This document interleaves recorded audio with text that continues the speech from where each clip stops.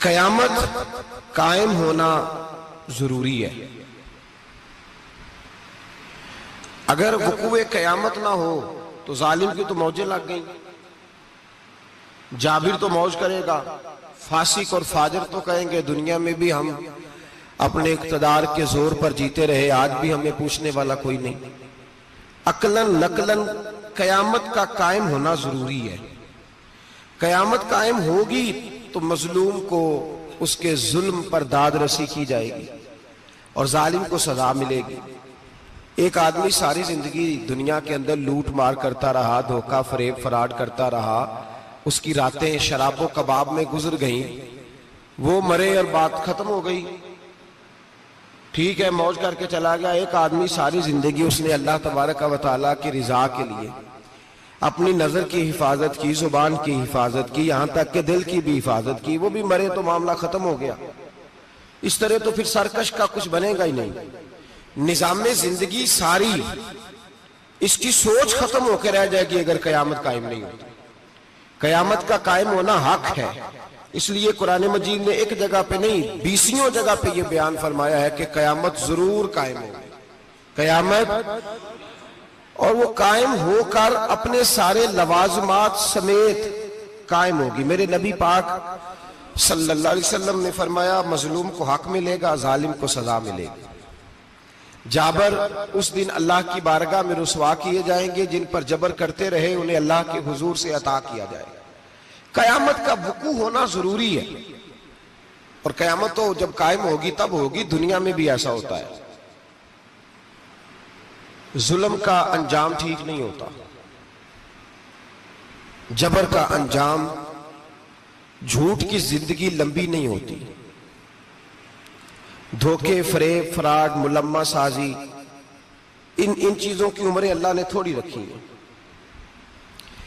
وقتی طور پر ظالم کو، دھوکے باز کو، جابر کو جو مہلت ملتی ہے وہ سمجھتا ہے میری سیاست کام کر رہی ہے، وہ سمجھتا ہے میں بڑا دانا ہوں، بڑا چالاک ہوں، دیکھ لو اتنے ظلم کے، جبر کے، دھوکے کے باوجود بنا ہوا ہوں. حالانکہ اللہ کی طرف سے اسے مہلت ملتی ہے اور بڑا ہی مہربان ہے. مہلت اس طرح دیتا ہے کہ میرے نبی پاک علیہ السلام نے فرمایا جب میرا مسلمان نیکی کرتا ہے تو اللہ فرشتوں سے فرماتا ہے 70 گنا بڑھا کے لکھ لو اس کی نیکی، 70 گنا. اور جب گناہ کرتا ہے تو اللہ فرماتا ہے ٹھہر جاؤ ابھی لکھنا نہ، اسے ٹائم دو. یا اللہ کتنا؟ فرمایا 24 گھنٹے تو دو، ہو سکتا ہے توبہ کر لے. یہ اس کی مہربانی ہے. اب وہ جو اللہ نے مہلت دی ہے نا کہ شاید توبہ کر لے، لوگ سمجھتے ہیں میری چالاکی کی وجہ سے نظام سیٹ چل رہا ہے، میں بڑا تیز ہوں، 2 4 5 باتیں بولتا ہوں سب صحیح ہو جاتا ہے. لوگ اس کو اپنی دانائی سمجھ لیتے ہیں، حالانکہ وہ حجاج بن یوسف ظالم تھا، اس نے اچھے کام بھی کیے تھے. قرآن پاک پر زیر زبریں آراب حجاج بن یوسف نے لگوایا. محمد بن قاسم کو ہندوستان سندھ کے علاقے فتح کرنے بھی حجاج بن یوسف نے بھیجا تھا. ساری خوبیاں اپنی جگہ پر، ظالم بہت بڑا تھا. کسی آدمی نے اس کے سامنے کونے کی طرف منہ کر کے ساتھ والے سے بات کر لی تو کہنے لگا میرے خلاف کیا، اس کو لے جاؤ 2 ٹکڑے کر کے واپس لے آؤ. توتی بولتا ہے نا. اقتدار، جب کسی کے ہاتھ اقتدار ہوتا ہے نا، وہ چاہے ایک گھر کا ہی کیوں نہ ہو، وہ 10 بندے فیکٹری میں کام کرتے ہیں اور جو ان کا مالک ہوتا ہے وہ کہتا میں مالک ہوں، مجھے مانو. جب تو صاحب اقتدار ہوتا ہے نا، جب تو سسر بن کے بیٹھتا ہے اور کسی غریب گھر کی بہو آتی ہے 2 4 تو کہتا میرا اقتدار ہونا چاہیے. جب میں کھانسنے لگوں تو ہر آدمی کے ہاتھ میں ٹشو پیپر ہونا چاہیے. جب میں بولنے لگوں تو بندھے ہوئے ہاتھوں سے ہر آدمی جی جی کرتا ہوا کھڑا ہونا چاہیے. جس آدمی کا، اور یہ کام بہو بھی کرتی ہے کئی دفعہ، وہ بھی کہتی ہے کہ تمہیں پتہ نہیں میں کتنا لمبا چوڑا جہیز لے کے آئی ہوں. جب میں سونے کے لیے اپنے بیڈ روم میں جاؤں تو خبردار بوڑھے بابے کو اجازت نہیں کہ وہ کھانسے.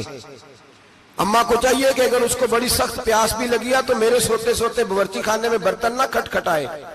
جو جہاں بھی جس اسٹیج پہ بھی بیٹھتا ہے وہ کہتا ہے کوئی نہیں مجھے پوچھنے والا، میں مطلق العنان ہوں. جوان بوڑھوں کا مذاق اڑاتے ہیں، سمجھتے ہیں شاید کبھی بوڑھے ہی نہیں ہونا، مذاق اڑاتے ہیں. تندرست لوگ بیماروں کا مذاق اڑاتے ہیں، شاید کبھی بیمار نہیں ہونا. حجاج بن یوسف ظالم تھا، ظلم کرتا تھا، زیادتی کرتا تھا. حضرت سعید بن جبیر ایک تابعی بزرگ تھے، اتنے بڑے بزرگ تھے کہ ساری رات نماز پڑھتے تھے، سارا سال روزہ رکھتے تھے۔ ایک دن انہوں نے منبر پہ بیٹھ کے کہا کہ حجاج ظلم سے باز آ جائے ورنہ اللہ کی لاٹھی بڑی بے آواز ہے۔ اللہ کی لاٹھی، اس کا کیا مطلب ہوتا ہے؟ اس کا مطلب ہے جب رب کی لاٹھی چلتی ہے تو اس کی آواز، جی اس کا پہلے کوئی پیغام، وہ پہلے اعلان نہیں کرتا کہ تگڑے ہو جاؤ لاٹھی چلنے لگی ہے، لاٹھی چلتی ہے پر اس کی آواز، سمجھ آ رہی ہے میری بات کی؟ جمعۃ الوداع کے لیے تشریف لانے والے احباب خاص غور فرمائیے گا۔ حجاج بن یوسف کو پتا چلا کہ حضرت سعید بن جبیر نے میرے خلاف بات کی، بلا لیا، کہنے لگا تو نے میرے خلاف بات کی ہے؟ فرمانے لگے کی ہے۔ کہنے لگا تجھے پتا ہے میں قتل کر دوں گا؟ آپ فرمانے لگے نہ تو زندگی کا مالک ہے نہ موت کا مالک ہے، تو کیسے قتل کر؟ کہنے لگا تجھے پتا ہے میرا؟ فرمایا میں نے تجھے نہیں، میں نے تو کئی شداد، کئی حماد، کئی قارون، کئی فرعون، کئی نمرود دیکھے، کئیوں کی داستانیں سنی، تو کون ہے؟ تو تو چھوٹا سا ہے۔ ایک جملہ ہے ملا جلال الدین رومی کا، بڑے درویش تھے، ایک بات کہہ گئے، کہنے لگے نمرود جتنے پیسے نہیں، فرعون جتنی حکومت نہیں، قارون جتنی دولت نہیں، ورنہ فرمانے لگے میرے زمانے میں بھی کئی لوگوں کا خدا بننے کو دل کرتا ہے، کئی لوگوں کا دل کرتا ہے، لیکن نمرود جتنے پیسے، فرعون جتنی طاقت اور قارون جتنی دولت نہیں، ورنہ ہو سکتا ہے لوگ دعویٰ کر جائیں معاذ اللہ ثم معاذ اللہ۔ یہ آج سے کئی سو سال پہلے وہ کہہ رہے ہیں، آج تو حالات بڑے ابتر ہیں، اس کی نسبت خطرناک۔ فرمانے لگے حضرت سعید بن جبیر تو زندگی موت کا مالک نہیں۔ کہنے لگا پکڑو، قتل کرو اسے، لے جاؤ۔ جب پکڑ کر کھینچ کر لے جا رہے تھے نا تو حضرت سعید بن جبیر مسکرانے لگے۔ اب ظالم کے سامنے مسکرائے تو اس کو بڑا غصہ آیا، یہ میرا مذاق اڑاتا ہے؟ بلا لیا، ادھر آؤ، کیوں مسکرا رہے ہو، کیا ہوا؟ تو حضرت سعید بن جبیر کہنے لگے میں مسکرا رہا ہوں تیری بیوقوفی پر اور اپنے اللہ کی دی ہوئی ڈھیل پر۔ میں مسکرا رہا ہوں کہ یا اللہ کیا بات ہے، کیا تیرا شان ہے، کیسے لوگوں کو ڈھیل دی ہوئی ہے۔ میں مسکرا رہا ہوں تیری بیوقوفی پر کہ تو سمجھتا ہے شاید مجھے پوچھنے والا کوئی نہیں۔ کہنے لگا اس کو باہر نہ لے جاؤ، میرے سامنے قتل کرو۔ ٹھیک ہے جی، قتل کرنے لگے تو حضرت سعید بن جبیر نے منہ کعبے کی جانب کر لیا، انی وجہت وجہی للذی فطر السماوات والارض حنیفا وما انا من المشرکین۔ جب آپ نے یہ آیتیں پڑھی نا کہ میں نے منہ کر لیا ہے اپنے رب کی جانب، کرو مجھے قتل، کہنے لگا نہیں نہیں، اس کا منہ پھیرو، کعبے کی طرف ہو کہ قتل نہ ہو۔ ہے ظالم پر پاگل ہو گیا ہے۔ حضرت سعید بن جبیر کے حوصلے نے شکست دے دی، ناکام ہو گیا، مخبوط الحواس ہو، کہنے لگا اس کا منہ پھیر دو۔ جب کعبے سے پھیرا تو آپ فرمانے لگے للہ المشرق والمغرب فإنما تولى فثم وجه اللہ۔ اللہ فرماتا ہے تو مشرق اور مغرب سارا ہی اللہ کا ہے، جدھر بھی منہ کرو گے ادھر اللہ ہی اللہ ہے، جدھر بھی منہ کرو گے ادھر اللہ ہی اللہ ہے، چاروں جانب۔ پھیر دے جدھر منہ پھیرنا ہے تو نے، پھیر دیا منہ۔ حضرت سعید بن جبیر کے گلے پہ خنجر رکھا تو آپ نے ہاتھ اٹھائے، کہنے لگے اے اللہ میرے بعد اسے کسی اور پر مسلط نہ کرنا، میرے بعد کسی اور پر مسلط نہ، بس میں آخری ہوں۔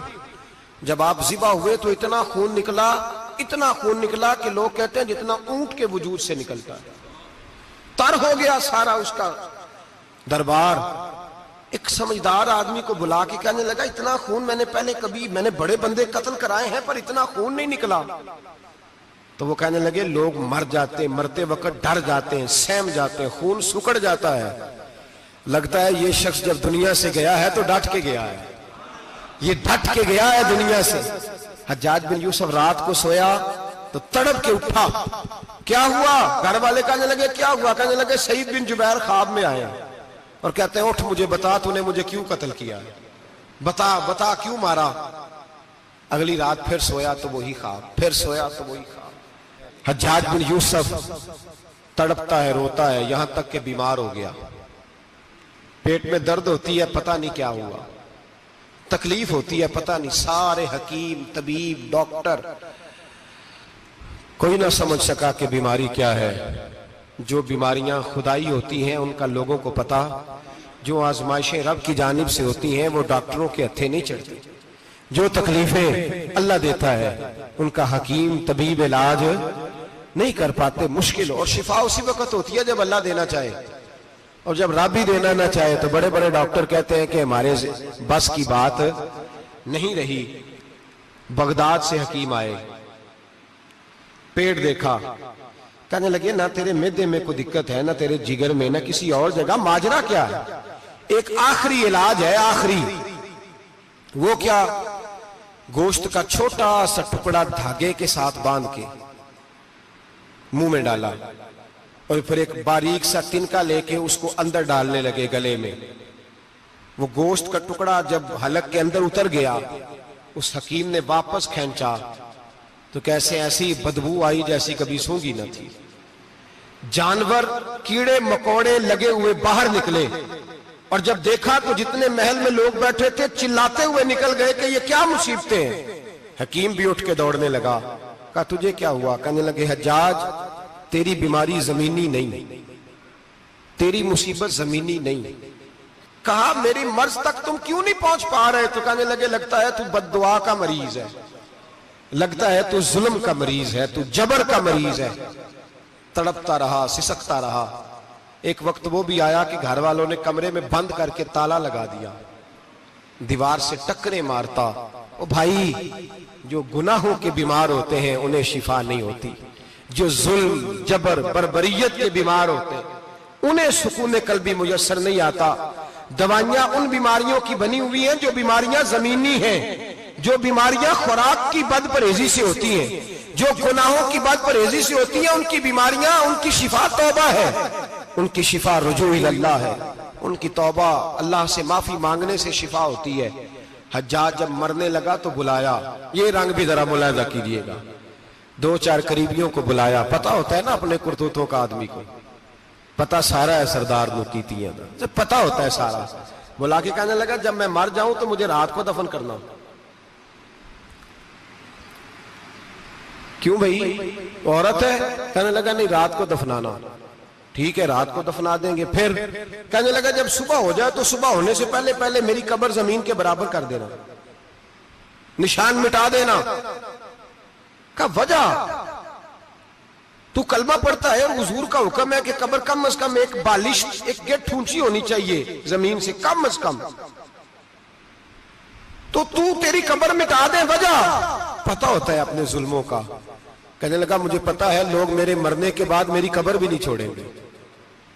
دنیا میں تو میرے جبر کی وجہ سے کوئی آ نہ سکا، لیکن میری قبر بھی لوگ جنازوں میں باتیں شروع کر دیتے. جنازوں میں نے ایسی بھی داستانیں سنی ہیں کہ کوئی مرا تو لوگ جوتوں کا ہار قبر پہ ڈال آئے. نہیں بھائی، تو جب زندہ تھا تو تیرے جبر ظلم کی وجہ سے نہیں کو بول سکا. ایک تو ہے قیامت میں حساب ہوگا، یہاں دنیا میں حساب ہونے لگتا. اتنی لمبی زبانیں لوگوں کی لٹک کر مرتے وقت باہر نکل آتی ہیں. دعا کریں، جمعہ ہے، اللہ تعالیٰ ایمان کی موت عطا فرمائے. دعا فرمائے رب تعالیٰ، اللہ تبارک و تعالیٰ توبہ کر کے جانے کی توفیق عطا فرمائے. جاگے اور سنے اور دعا کرے، اے اللہ تو ہمیں ظلم سے ویسے ہی محفوظ فرما.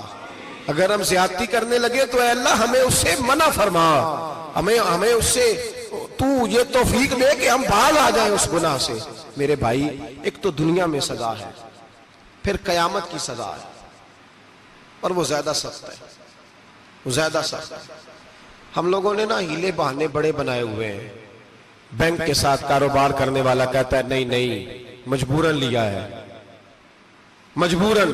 مر رہا تھا تو آخری لبوں پہ تھا تو جائز ہے، جائز ہے. اس وقت جب تجھے کھانے کو لقمہ نہ لگے تو حرام کھانا بھی جائز ہے. کیا دقت تھی؟ کیوں اللہ رسول کے مقابلے میں کھڑا ہوا تو؟ کیوں سود کا دھندا کیا؟ کیا تکلیف تھی؟ کہاں تو الجھ گیا تھا؟ ہم جان بوجھ کے اپنے لیے جہنم کٹھی کرتے ہیں، پھر کہتے ہیں سکون نہیں زندگی میں. کہاں سکون آئے گا؟ کیسے آئے گا؟ ہم نے خود آگ لگائی ہے چمن میں اپنے.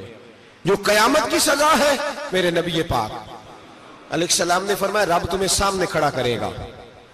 اور کس طرح کھڑا کرے گا؟ فرمایا لوگوں کے وجود سے کپڑے اتر جائیں گے، زمین اس طرح دہکے گی جس طرح تانبا زمین پہ رکھا جائے اور آگ جلائی جائے. تانبا دیکھا آپ لوگوں نے؟ یہ بھی گرمی گزری ہے نا, تو فرش پر جب سورج پڑتا تھا تو ننگے پاؤں چلا نہیں جاتا تھا. صحیح کہہ رہا ہوں؟ ننگے پاؤں, بچے کا پیر زمین پہ لگتا تو چیخ اٹھتے ہیں, کہتے ہیں اوہ جل گیا پیر. حالانکہ یہ فرش دنیا کے ہیں. اور اگر تانبے کے اندر خاصیت ہے کہ اگر کوئی دھات جلدی اور زیادہ گرم ہوتی ہے تو وہ تانبا ہے. میرے نبی نے مثال دی تو اس کی دی جو سخت تھا. فرمایا تانبے کی طرح زمین تپائی جائے گی اور پھر ننگے پاؤں رب تمہیں کھڑا کرے گا. آج سورج کی پشت تمہاری جانب ہے, قیامت میں منہ تمہاری جانب ہوگا. نیزہ آپ نے دیکھا ہوگا, نیزہ ہوتا تھا. فرمایا یہ جو تم نیزے دیکھتے ہو صرف 1.25 نیزے کے برابر سورج قریب آ جائے گا اور پھر اللہ تمہیں سامنے کھڑا کر کے تم سے سوال جواب کرے گا. اور حضور نے کہہ دیا ہے تو اب کسی نعت خواں کے کہنے سے بات بدل سکتی, کسی پیر کے کہنے سے جملہ بدل سکتا, کسی خطیب کے کہنے سے فکر نہ کرنا وہ سامنے جنت پڑی ہے, اب بات بدل سکتی. خدا کی رحمت پر بھروسہ رکھنا ضروری ہے, نبی پاک کی شفاعت کی امید رکھنا, بولیے. لیکن جو حضور نے بیان کیا ہے اس کو ماننا بھی یہ بھی ضروری ہے. میرے نبی پاک نے فرمایا اللہ تم سے حساب لے گا اور اللہ پوچھے گا, تم نے جواب دینا ہے. حضور کس کس شے کا؟ فرمایا جو پہنتے ہو اس کا جواب نہیں دینا, جو کھاتے ہو اس کا جواب نہیں دینا, جو اللہ کے راستے میں دیتے ہو اس کا جواب, باقی ہر شے کا جواب دینا ہے. ادھر جو پلاٹ ہے اس کا بھی جواب دینا ہے, اور جو وہ جو بچوں کو پیسے بتائے ان کا بھی جواب دینا ہے, جو چھپائے ہیں ان کا بھی. ثم لتسألن یومئذ عن النعیم, جو کمیٹی اپنے محلے میں ڈالی ہے اس کا بھی جواب دینا ہے, جو سسرال کے علاقے میں ابا جی سے چوری ڈالی ہوئی ہے اس کا جواب بھی, سب کا جواب دینا ہے. تمام حساب کتاب. اور اللہ فرماتے ہیں میں سامنے کھڑا کر کے ہر سوال کا تجھ سے جواب, تجھے ہر سوال کا جواب. صاحب اچھا یہ جو بڑے لوگ تھے وہ حساب سے ڈرتے تھے, ہم چھوٹے لوگ ہیں ہم حساب سے ہم نہیں ڈرتے, ہم کہتے ہیں دیکھی جائے گی. بڑے لوگ جو تھے وہ حساب سے. حضرت ابو بکر صدیق دعا کرایا کرتے تھے, دعا کرو اللہ مجھ سے حساب نہ پوچھے. حضرت عمر فاروق رضی اللہ تعالیٰ عنہ اپنے بیٹے سے کہتے تھے بیٹا اپنے باپ کے لیے رحمت کی دعا کرنا, میں درگزر والا ہوں, میں حساب والا کوئی نہیں. بڑے لوگ ڈرتے تھے, بڑے لوگ. حضرت عثمان غنی قبر پہ کھڑے ہوتے تھے تو داڑھی آنسوؤں سے بھیگ جاتی. غلام کہتے ہیں حضور 3 دفعہ نبی پاک نے آپ کو جنت کی بشارت دی ہے, 3 دفعہ بشارت دی ہے, تو آپ کیوں اتنا روتے ہیں؟ عثمان غنی فرماتے جس رسول نے مجھے جنتی کہا ہے اسی محبوب نے مجھے فرمایا تھا عثمان قبر آخرت کی منزلوں میں سے پہلی منزل ہے.